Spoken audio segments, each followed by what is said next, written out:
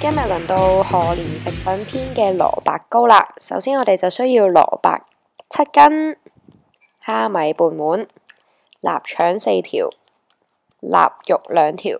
其實呢啲都係大約嘅啫，即係乾瑤柱，你自己中意加幾多都得嘅。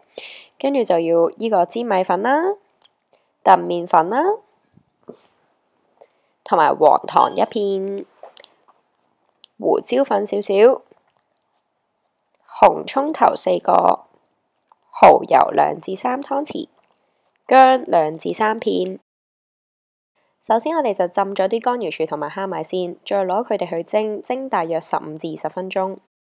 白蘿蔔呢，我哋就將佢去皮先啦。去完皮之後呢，我哋就將一半嘅呢就會用嚟切，一半呢就會用嚟磨絲嘅。咁切呢，就切到呢個大細，好似手指尾咁樣嘅大細啦。總之你就見到大約好似而家即將你見到嘅畫面呢，就係應該要嘅大細啦。咁另外嗰半呢，你就攞去磨。呢啲咁嘅磨呢，你哋可以喺啲家庭用品鋪都買到噶啦。佢用嚟刨薑啊，嗰啲都係用呢一個刨嘅。臘腸同臘肉呢，就要將佢哋切粒啦。咁大細呢，好視乎個人喜好嘅啫。如果你想有口感啲，咁你就切大粒啲咯。咁如果係老人家同小朋友食嘅話，就可以切細粒少少啦。紅葱頭呢，就用嚟起鑊用嘅，咁呢都係切到碎啦。呢個時候呢，啲乾瑤柱同埋蝦米都已經蒸好噶啦。咁我哋就隔水備用，千祈唔好抌咗啲蝦米水同埋乾瑤柱水佢，嗰啲係我哋嘅精華所在嚟噶。起咗個大火，咁興熱咗個鑊之後呢，就可以加油啦。跟住我哋就會加咗一啲乾瑤柱落去炒香佢、爆香佢先嘅。加埋啲蝦米啦，同埋啲臘肉呢，嗰啲都逐漸再加落去啦。咁你慢慢爆到真係香脆為止啦。或者如果你唔中意，你咪可以唔爆咁耐都得嘅。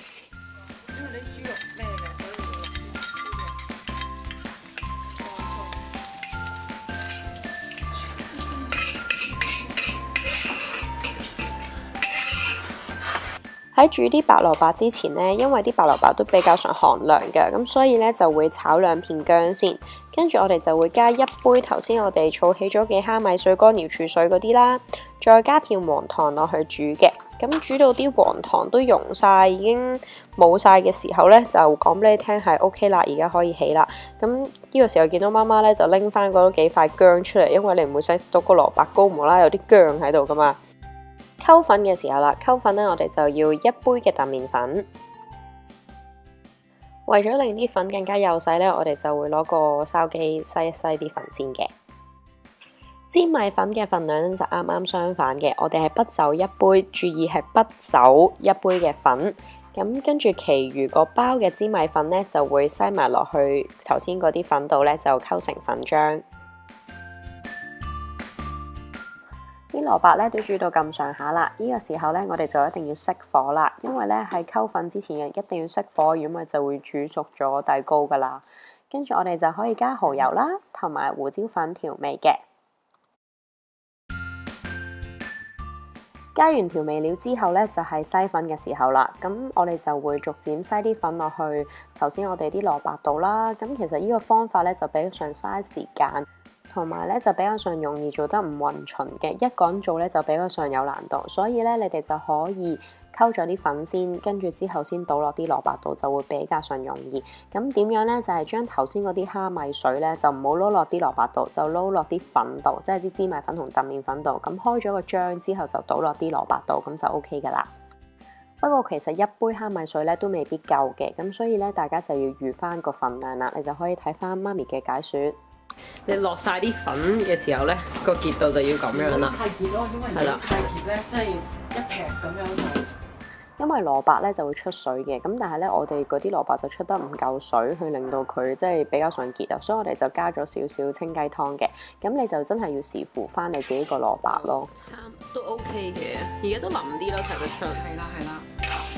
咁就可以繼續擠啲粉落去啦。Yes。到啲蘿蔔糕溝埋呢個結度同我哋而家你見到嘅差唔多呢，就可以加埋啲臘肉啦、臘腸同埋乾瑤柱蝦米噶啦。溫馨提示就係留起一半嘅臘腸同埋臘肉乾瑤柱呢，之後嚟鋪面呢，就送禮會更加靚啦。個結度呢，大約就係咁樣啦。